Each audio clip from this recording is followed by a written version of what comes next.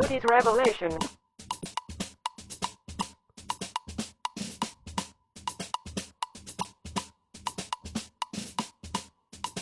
I'm an American. I have rights. Hey everyone, happy Tuesday. It is Tuesday, May 20th. Welcome to today's episode. We're going to get into the news. There's a lot to go through today. It's like, I don't know, 40 headlines. But one of the most prominent is New Jersey Representative LaMonica MacGyver was charged yesterday for assaulting law enforcement officers at the ICE detention center where a bunch of Democrats were trying to, I don't know, break the law. It's hard to believe that, you know, people that are involved in legislation don't know what laws are.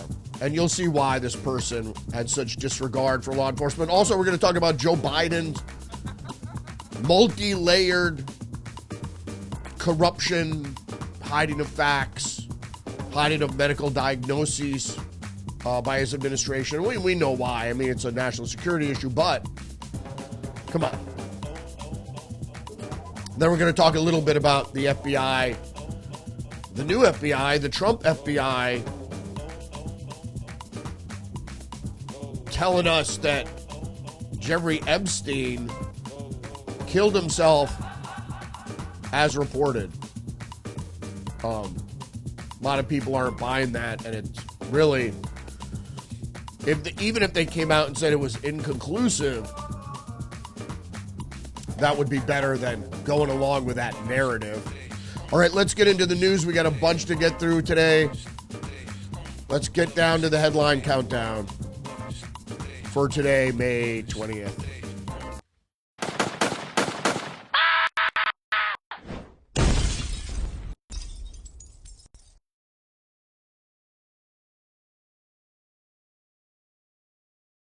All right. What do we got here? Reuters. Let's start with some Trump agenda items, because there's a bunch to get through on this front as well.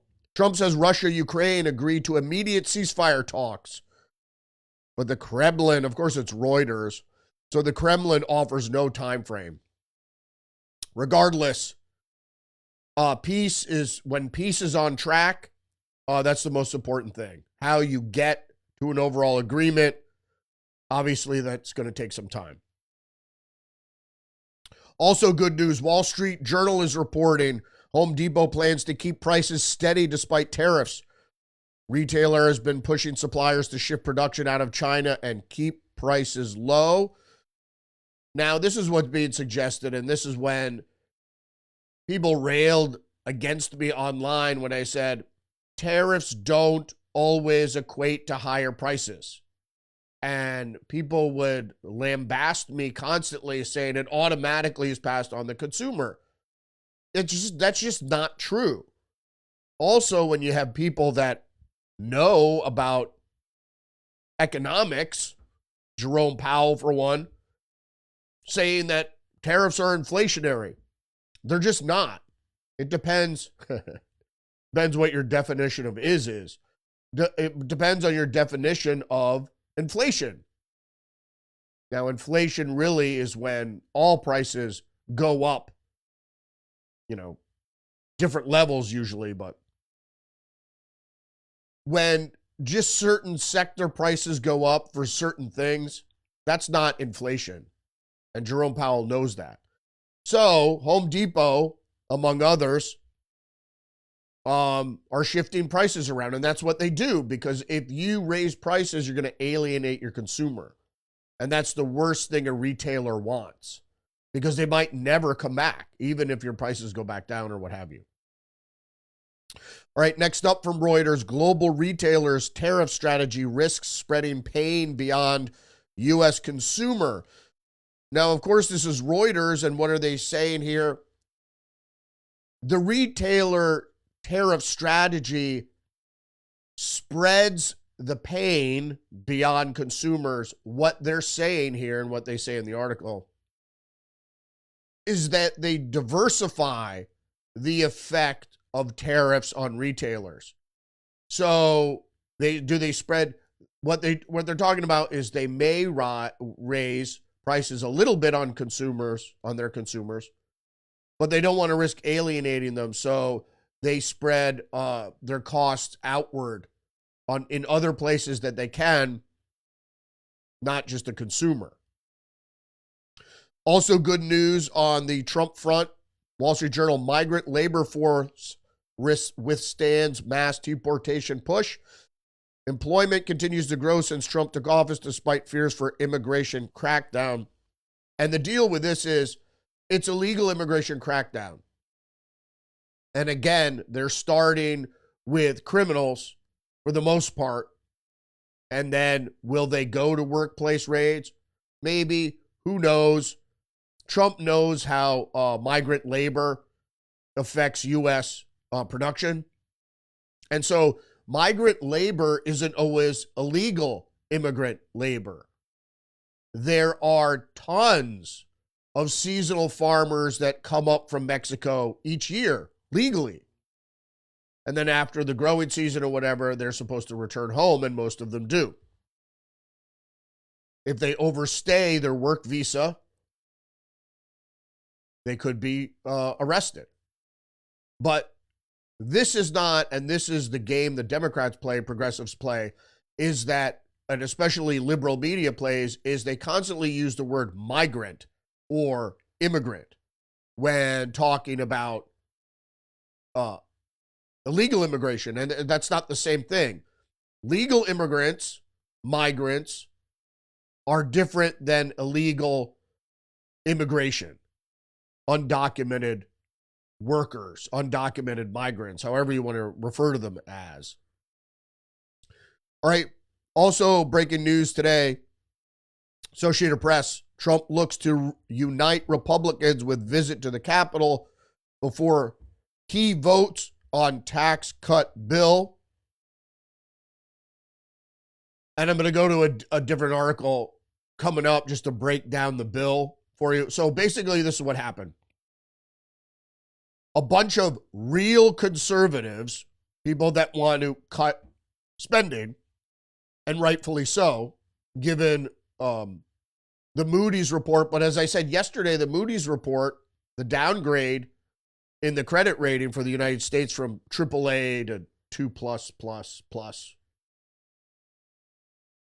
was meant to drive a schism in the in the Republican Party by giving credence to the defectors from Trump's bill. Now, I'm a fiscal conservative. I would prefer they cut a lot of spending, but getting the economy on track is way more important at this point. And everybody else got to spend. Why would we decide all of a sudden now to start trying to chip away at the debt? Realistically, when the economy's good and people are more in the black, and the government is, and once all these spending cuts get into effect, then you can pay down the debt. It's the same reason that we're not filling up the petroleum reserves now, is because the prices on oil aren't low enough. So if we're going to tackle the debt, now isn't necessarily the time to do it in Trump's first bill of the first annual budget. Okay, let's look. All right, breaking down what's in the bill. And this is from the Wall Street Journal. Proposed tax cuts and new spending outweigh planned reductions to Medicaid and SNAP. Indeed, they do. Here we have a graph we're looking at right now. Proposed deficit changes through 2034. Tax changes, other changes, increases, tax cuts, or spending hikes. $2.18 trillion to extend the rate cuts that were about to expire. $1.3 trillion, and this is a decade here, so keep that in mind. Raise standard deduction. So these are costs. Decreases tax hikes or spending cuts. 2.75 trillion in deficit increases that are not offset. Look at this a little more broadly. Here you have the entire graph, or most of the graph here. Also in the increases, 820 billion deduction for pass-through businesses, 797 billion on child tax credits. Now, that's not a giveaway to billionaires, is it? And don't forget is that 1.3 trillion raised standard deduction, that's for everyone. And even the existing tax cuts that were about to expire included a lot of middle-class tax cuts. 1.41 trillion limits on alternative minimum tax. And that used to rile my brother up quite a bit because he was right. That's a tax bracket where you pay the alternative minimum tax, where you're not in the upper bracket and you're not in the lower bracket. Those people right in the middle that make over $100,000 a year or $200,000 a year, somewhere in there, that gets socked in taxes. They have to pay close to like 50%. Over on the decreases, 1.87 trillion repeal personal dependent exemption. I think that's an extension also. I can't explain all these items of the bill. You know, I haven't read the bill, and I don't necessarily know what all these mean. 346 billion tuition aid cuts. 625 billion in Medicaid cuts. That's over 10 years. 916 billion state and local tax. That revenue. I have to go back to what this is. Tax changes, other changes. Okay. So that's additional billing.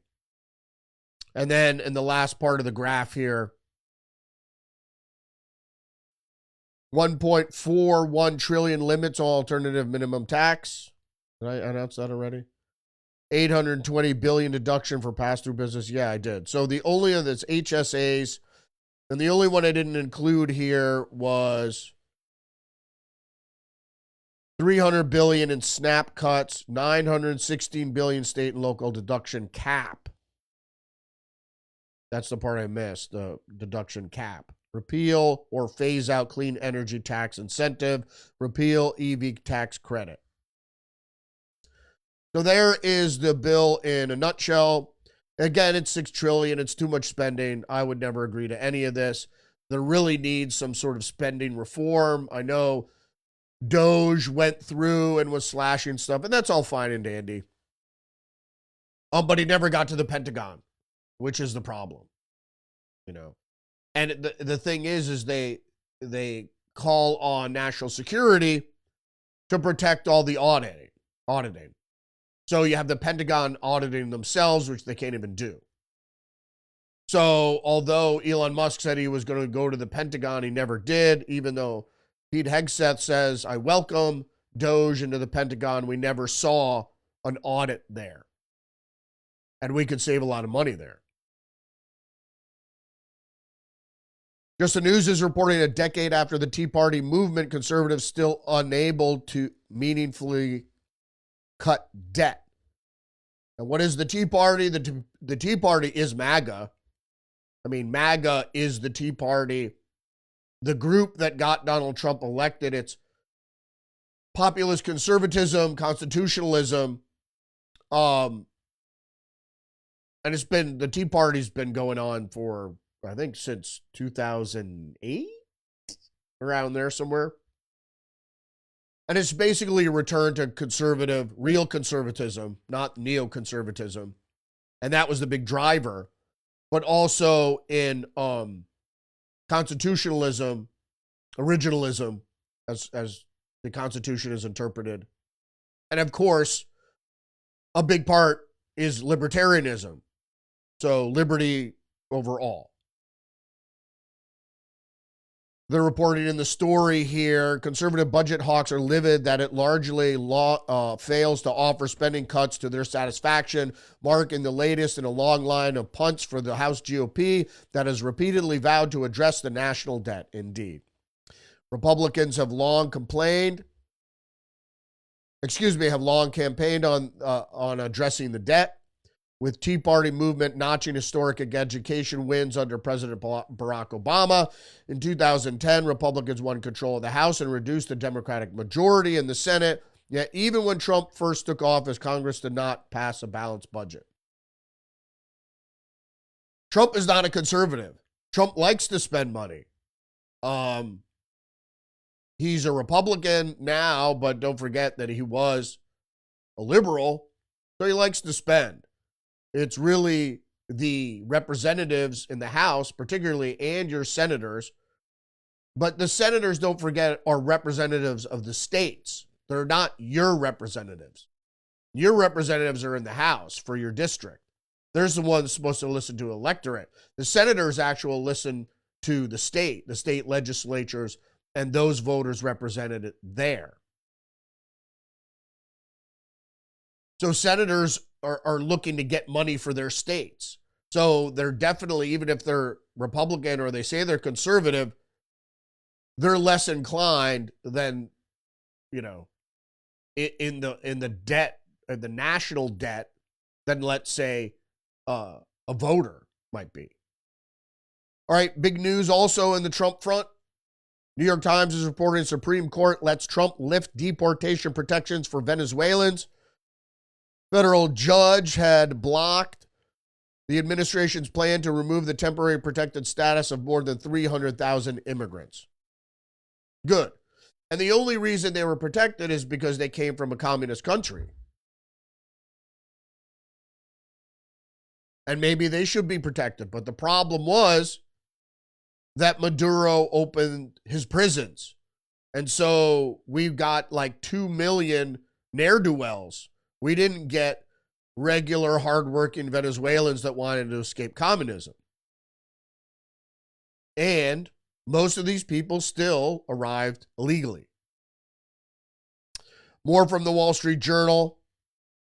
DOJ charges Democratic Congresswoman over Newark ICE facility incident. U.S. Attorney in New Jersey also dismisses trespass charge against the city's mayor. So whatever that guy's name was, Ras Magaka or whatever that guy's name was, got a free pass because he tried to get into the facility and he was arrested. I wouldn't have dismissed the trial. How could a city official, this is what I made of, city official, the mayor, he knows that if he goes over there that he's trespassing, and trespassing is a crime. Why would you ever elect someone in public office? There's certain people that do, that don't think crime is, relative. It isn't. You either commit the crime or you don't commit the crime. Now, dismissing charges is one thing, which I think is stupid, because you could always just go, well, maybe we won't prosecute you. But I think they should be prosecuted, and then in the sentencing, that's when you show leniency. But a crime is either you did or you didn't. It's not about what's going to happen to you after you're convicted. But to toss out something that was clearly a violation of the law. In any case, this is this woman. She's a congresswoman, Representative LaMonica MacGyver. Most ridiculous. You got to look at this friggin' woman. Ridiculous. A ridiculous woman who, and if you saw the body cam footage, was pushing police officers around. You can't do that. You can't even, touching somebody unwantedly is assault. So you can't even touch a police officer. The best thing to do is you're ever confronted with law enforcement, yes sir, no sir. Right away, sir. Even if you think you're in the right. As in my journalistic career, I came and confronted law enforcement all the time. And, the First Amendment protected what I was doing, so I had the right to be there. But that's not the way the law is. The law is if a law enforcement officer says you can't be here, that means you can't be there. There's no debating. So go somewhere else. Try to get around him. But if he says you can't be here, that means you can't be here. Federalist is reporting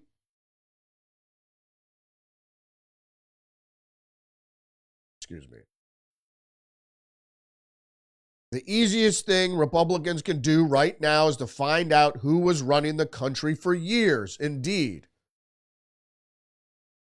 This is what I was talking about in terms of what the Joe Biden scandal means. It is, to some extent, a limited hangout, but, which we'll see later, is just admitted to show sympathy towards Joe Biden so Republicans or the voting public at large are not going to be too inquisitive about who was running the country, how deep the corruption ran. We already knew that his family was benefiting from his office,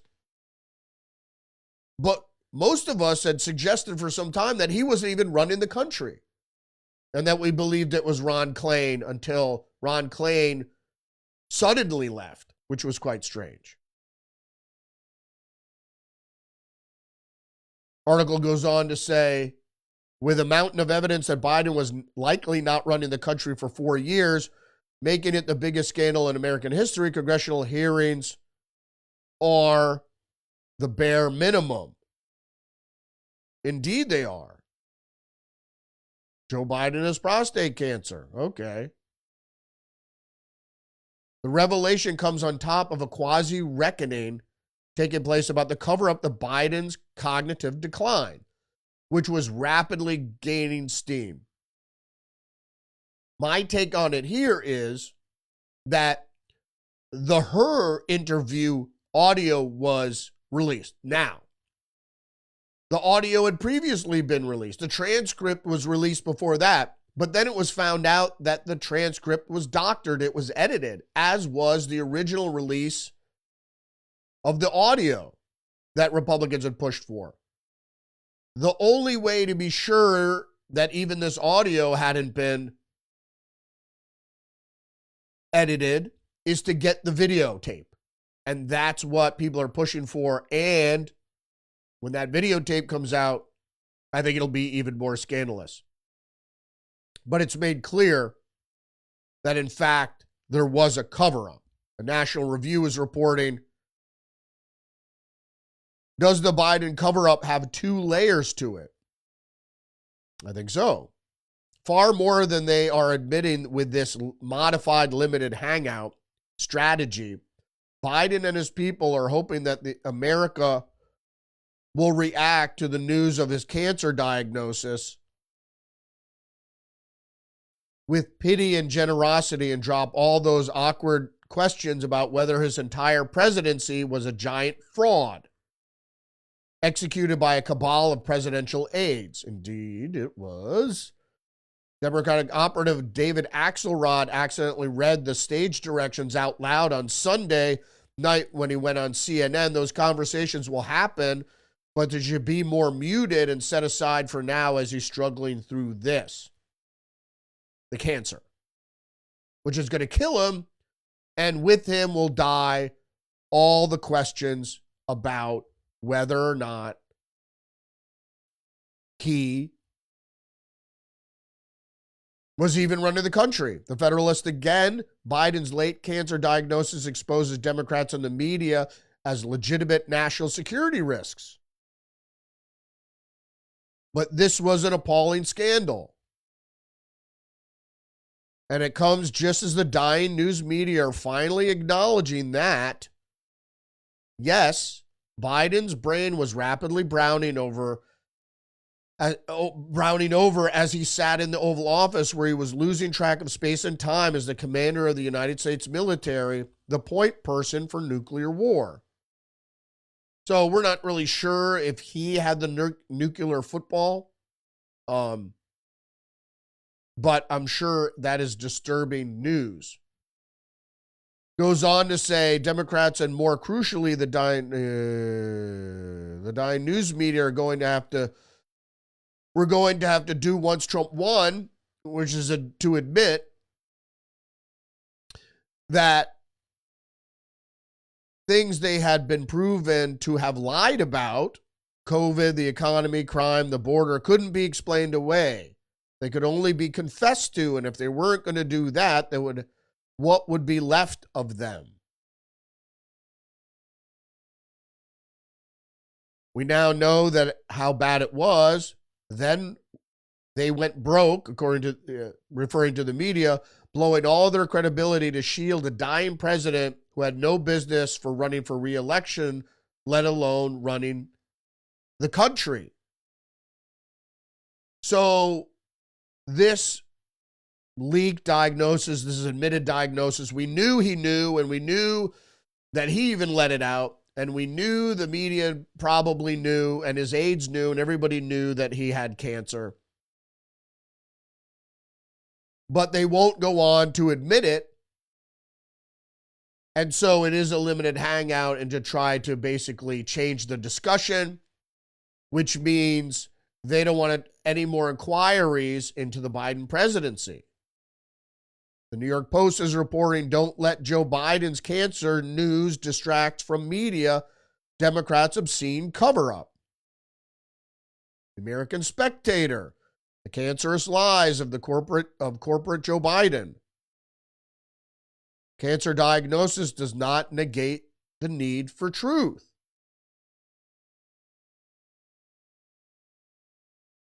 And then lastly, the Wall Street Journal, latest revelations of Joe Biden's acuity put Democrats in a tight spot. Focus on former president comes as party needs to look forward rather than backward to exit political wilderness. That's without a doubt.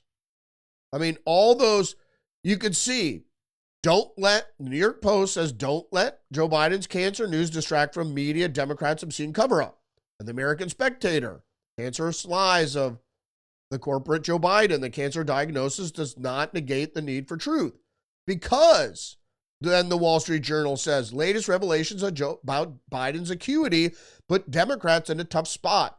And this cancer diagnosis helps them wriggle out of that. They probably said to Joe Biden, we're going to leak this. If you don't announce it, we're going to leak it.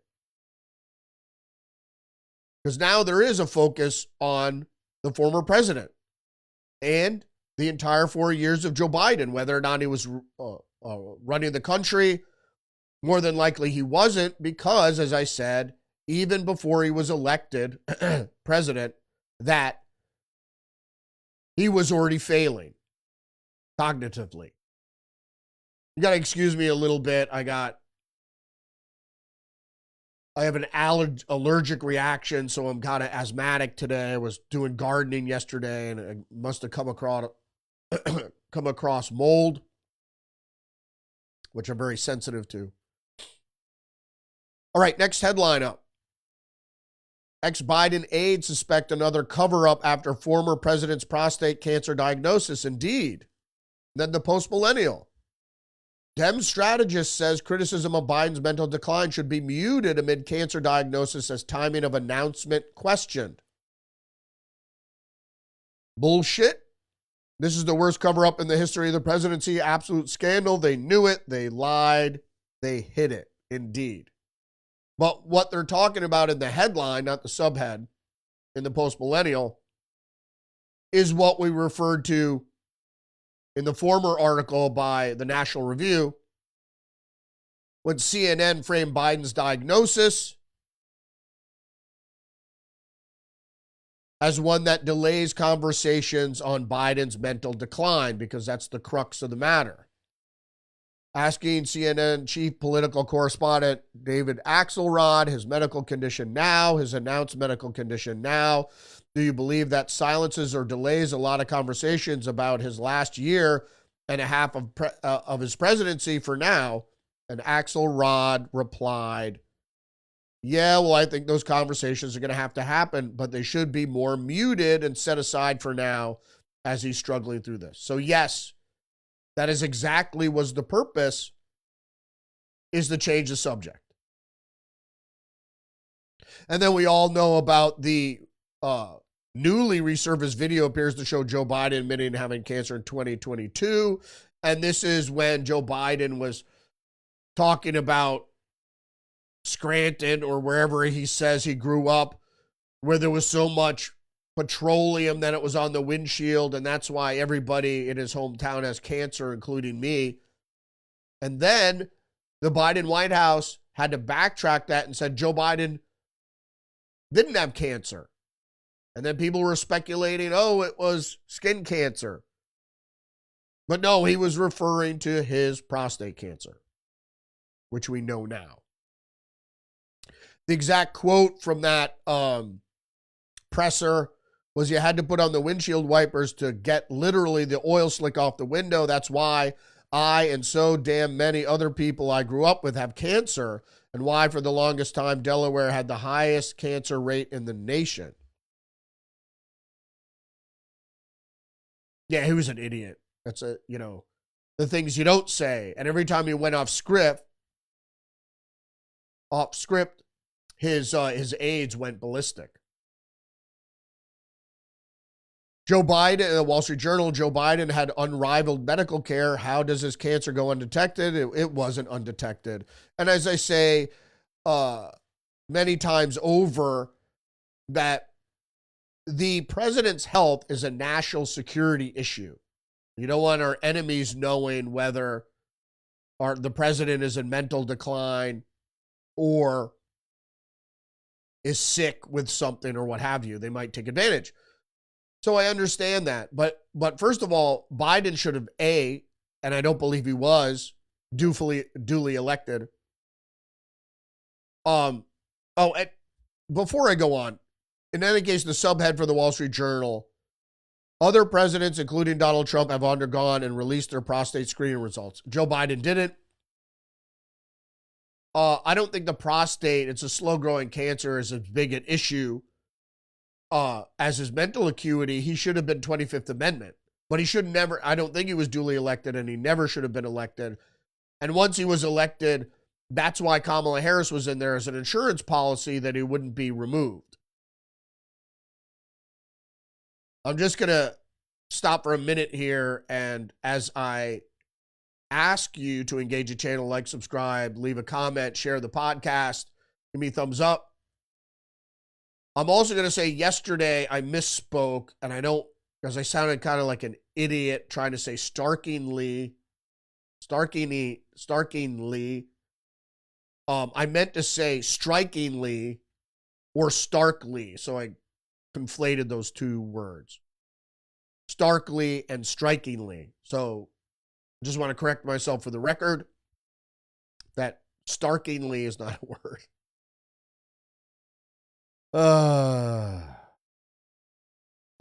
Now I just came over the text from the AP article about the bill. One big, beautiful bill. All right, let's get on to the next story. If you hadn't heard, one of the big stories this morning is, I'll just go to the New York Post here. A vegan IVF clinic bomber declared war against pro-lifers in chilling pro-mortalist manifesto. What the fuck are they talking about? So in Palm Springs, California, somebody blew up an IVF clinic, destroyed a bunch of embryos, and destroyed surrounding buildings. And I'm going to get into this incident. So let's go back to the New York Post for now. The madman who blew himself up, and he did blow himself up during the planting of the bomb. So it was a suicide bomber. Of Palm Springs, California. Outside of Palm Springs, California, IVF clinic posted a fanatical manifesto in which he declared a war against pro-lifers and described his devotion to a pro-mortalist death cult that believes no one should be having babies. Where have we heard this before? Investigators believe that Guy Edward Bartkus, 25, of 29 Palms uploaded the chilling, foul-mouthed 30-minute rant in which he tried to justify detonating a car bomb outside the American Reproductive Centers on Saturday, law enforcement said in the Post. He took specific aim at IVF, calling it extremely wrong. What a fucking nut job. Suicide bomber. Obviously, if you're a mortalist, you don't want to kill embryos and yourself, you're a crazy person. So, we'll go over to the New York Times. Suspect in Palm Springs bomb died in blast. Officials say the suspect, 25-year-old man, targeted the fertility clinic in a bombing that damaged the facility in several blocks of downtown. Authorities are still looking for a motive. Fucking New York Times, man. Guy Edward Barktis of 29 Palms had a nihilistic ideations. Of course he did. And had specifically targeted the clinic. Officials called the bombing an act of terrorism. Of course it was, and said they were examining writings that could be related to the attack, which we already saw from the New York Post. A website that promotes the idea of terminating life. An audio recording features a man who said he was going to bomb an in vitro fertilization clinic because he was angry at his own existence. There are so many more insane people. Which is going to bring us to the next article. Now, I like the New York Post take on it. This is kind of a lefty, crazy death cult, but his political leanings aren't really indicated. However, people on the left, people that are more insane tend to be on the liberal side of politics, as much as they try to put everybody who shoots up or bombs or does anything is some sort of right-wing fanatic. And that was the whole thing with the Biden administration. White supremacy is the biggest threat. It isn't. It's actually crazy left-wingers for the most part, but crazy people are crazy. So, and that brings us to our next article here from the National Review. The dogs that don't bark, that addresses this very thing. Talks about the slaughter of grocery shoppers in a predominantly black neighborhood was supposed to be right-wing. Replace white Americans with non-white migrants, as it was claimed. Violent left has been on the display since last Friday following the bombing of a reproductive health facility in Palm Springs. That was that long ago? Why did I miss that? It must have happened after my broadcast on Friday. The bomber, who managed to kill himself, subscribed to a variety of lunatic creeds, few of which are credibly described as right-wing. Of course not. He was allegedly attracted to antinatalism, that's against babies or birthing babies, the philosophy that rejects procreation entirely. Negative utilitarianism. And the National Review goes on to say, you cannot call the outlook of this would-be killer anything that deranged. And the fact that they're making in this article here is that lunatics are people that kill are lunatics. They're not really driven by political ideology, except for the people that have tried to kill Trump. One of the few features that distinguishes politically motivated terroristic violence on the right from the same kind of violence on the left are the divergence reactions they inspire, of course. We don't have to look far for evidence of the extent to which psychological derangements that lead to right-wing violence are covered as though they have significant purchase with the public. Indeed, the subtextual goal of that sort of coverage is to convey to readers that most Americans are only just barely sufficiently well-adjusted to keep their sympathies with a violent right to themselves. The racist and misogynic views expressed by a Hispanic man who killed 8 people at a Texas mall in 2023 are common among white supremacist groups. The silliness of that statement is just ridiculous. But that's what the mainstream media does, is try to tie every crazy, lunatic, violent act as being connected to Donald Trump. When statistically, most terrorist attacks are linked to left-wing ideology, and this being one of them. I mean, nihilism is anarchistic. Excuse me. All right, here's a blast from the past, from the post-millennial. Bernie Sanders says Dems rigged the 2016 primary against him. And that's why I'm so proudly independent. Well, it just took him 9 years to admit that. He should have admitted it right when it happened during the 2016 election. There was lawsuits filed. Sean Lucas, the guy who filed the lawsuit at against the DNC, mysteriously died that very night. What about Seth Rich, who purportedly stole from the DNC and then leaked material to WikiLeaks? And then he showed up dead, but it was a robbery. And then the Clinton body count has been going around the internet again, which is, to me, a delight. Speaking of the Clinton body count, The Hill is reporting Patel Bongino dismissed Epstein conspiracy theories. He killed himself.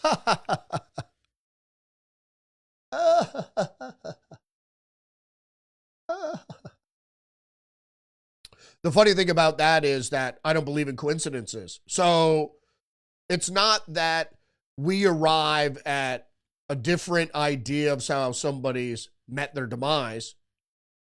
It's all the strange things that, all seem to coincide to lead to this guy's death. The guards fall asleep. The cameras weren't working. He was supposed to have a cellmate, but he didn't. He had extra bed linen that actually gave him the ability to so-called hang himself. But we know from William Baden, who is a famous coroner, medical examiner, said, you don't see a clavicle collapse like that from hanging. That's from frontward pressure on the neck, as if someone was strangled. One American News is reporting FBI leaders Patel and Bongino break down Jeffrey Epstein's death. I'm telling you what exists. What exists, I wonder? Do we really have to go into this article? Let's go into the article. What exists? In the federal authorities' official story, two of the guards watching over Epstein, who were required to check him every 30 minutes. Don't forget, he was already... Explain this. When our chief law enforcement officers can't put puzzle pieces together. So Jeffrey Epstein was housed with an ex-New York City cop, a huge burly guy who was in there for murder. That was his cellmate, and his cellmate tried to strangle Jeffrey Epstein to death. And at that point, it was also labeled that he tried to kill himself. So he was on suicide watch. After an attempted murder, they put him on suicide watch. So in any case, back to the article, the guards who were required to check on him every 30 minutes because he was on suicide watch allegedly fell asleep, and then later falsified records to cover up their mistake. Why would they do such things? In addition to these mishaps, all the surveillance cameras in the unit that Epstein was held in happened not to be recording or working at the time. Oh, they work. First they said they weren't working, then they just said they weren't recording. Additionally, the guards neglected to notice that Epstein possessed an excessive number of linens in his cell, items that, according to the official account, he utilized to hang himself. Facility failed. Maybe they weren't even in there at the time. So how could they notice? First of all, they weren't checking on him, so they wouldn't have noticed. But maybe if they weren't there, they wouldn't have noticed. But in any case. The facility failed to assign Epstein a cellmate and did not conduct routine checks as required on the night preceding his death. Epstein was also permitted an unmonitored personal phone call, a known violation of Federal Bureau of Prisons policy.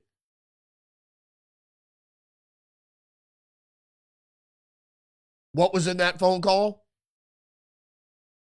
People surmise that he said he was going to turn state's witness. And this would lead to his death, his murder. New York Post is reporting Jeffrey Epstein's brother slammed by FBI director saying pedophile died by suicide. No idea what the fuck he's talking about. Yep. Got a few minutes left. Let's just see. We got 15 minutes.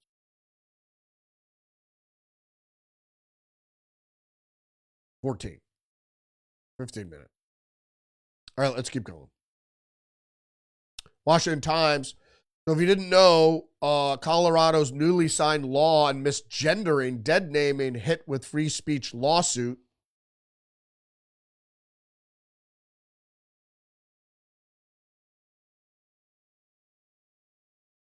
So if you didn't know, Jared Polis, who is the governor there in Colorado, signed into law this transgender bill, which not only does it say that misgendering could be construed as child abuse and would obviously be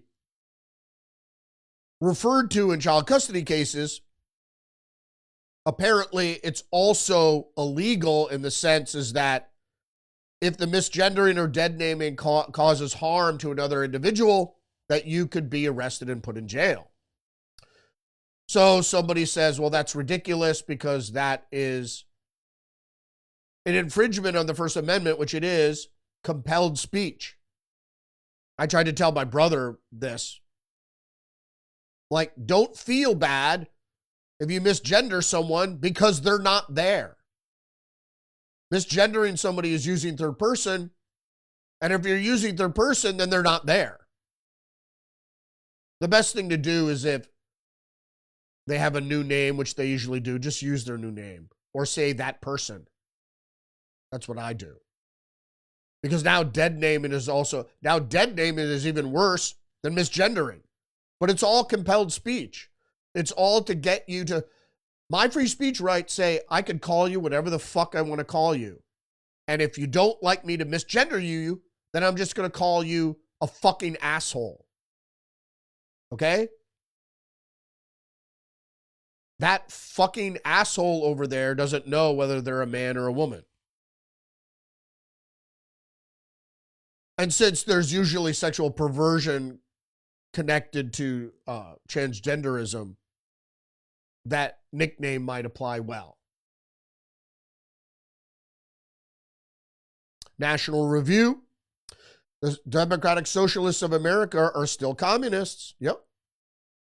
But there is a downfall of the DSA. Decreasing revenue from dues and a 17% decline in membership from 2021 is simple. Why is it?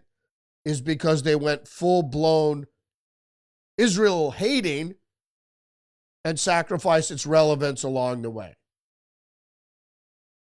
Now, what do we know about Democrat Socialist America?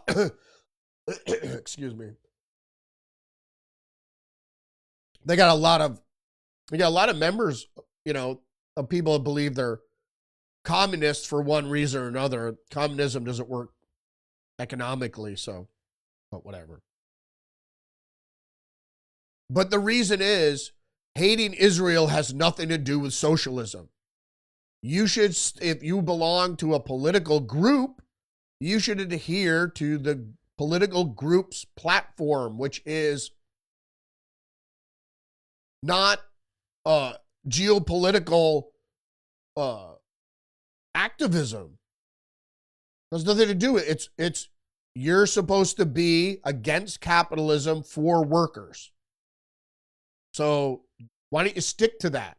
Because if you go get into geopolitical activism, it doesn't pertain. You know, because all Palestinians are not communists. Post-millennial Trump administration secures $5 million settlement for the family of Ashley Babbitt. Ashley posed no threat to safety of anyone, the lawsuit says. There she is, $5 million for Ashley. Good. Well, that's something. But the problem is with court cases, it takes forever for you to get the money. You know, so it might be another 10 years for you to get the check.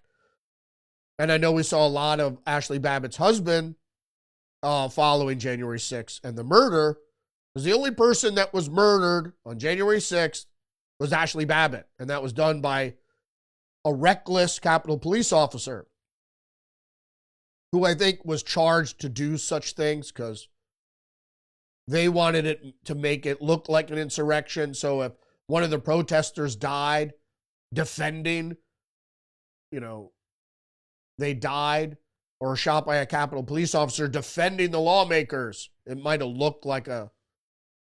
But flagpoles did not weapons make. And so you're not going to stage an insurrection with flagpoles. That whole thing was a sham. One American News is reporting Trump urges major investigation into Harris's campaign celebrity endorsements and concerts. How much did Kamala Harris pay Bruce Springsteen for his poor performance? Why did he accept that money if he is such a fan? Isn't that all major and illegal campaign contribution? What about Beyonce? How much went to Oprah and Bono, et cetera, et cetera? There's a debate about whether or not these things are legal. I just think it's poorly spent money. That's all they got is Hollywood. More from One American News, United States. First self-deportation flight lands in Honduras. It was only, 38 Honduran nationals have landed. And they accepted a complimentary airfare and a $1,000 stipend. So if you want to avoid deportation, and if you do voluntarily deport and you get $1,000, which is going to go a long way in Honduras, you get a free flight back. So if you're planning to visit your family in Honduras anyway, this might have worked out for you. But if you take advantage of this, you can also be allowed back into the country legally if you're scooped up in other deportation raids or not. What the fuck is happening with the stream now? Excuse me. Stream's all fucked up. Let's see if we can't do something to fix it.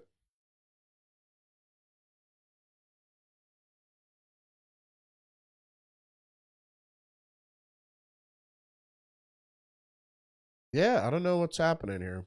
It should be going. There it is.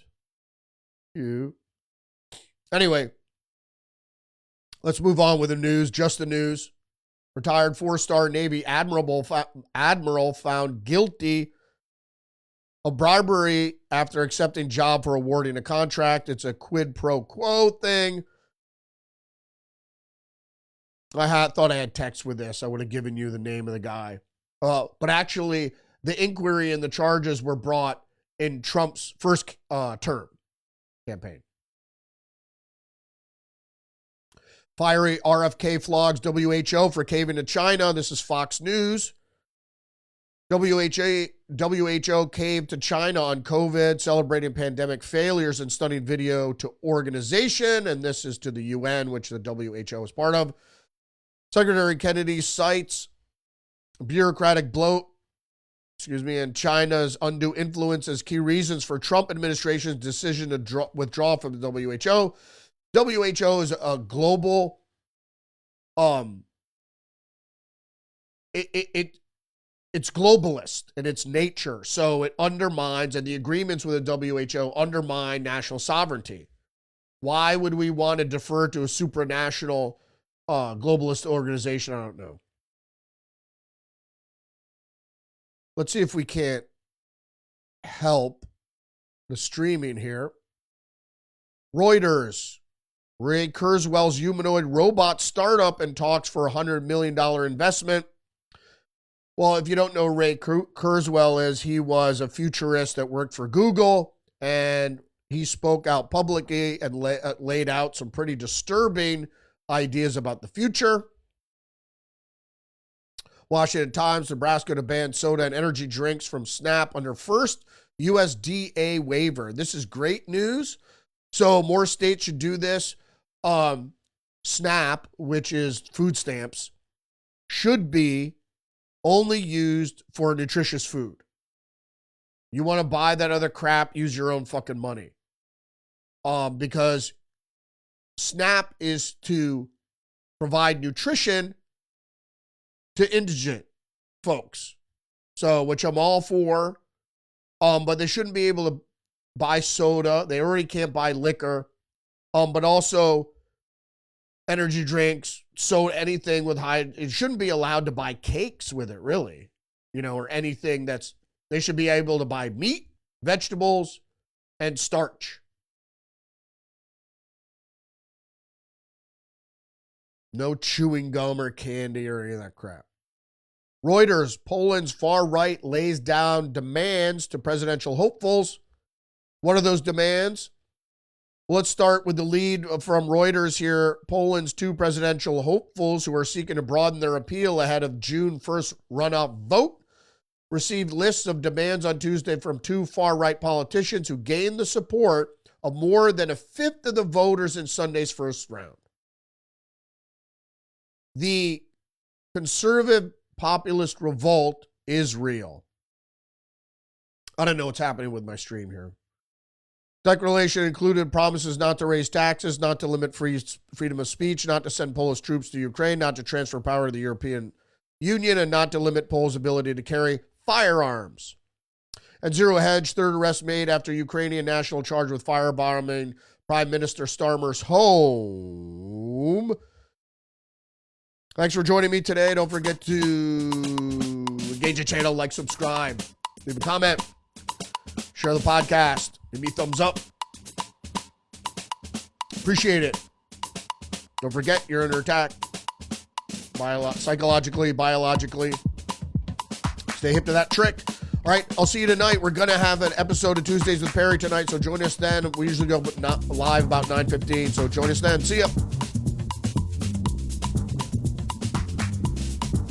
Respect.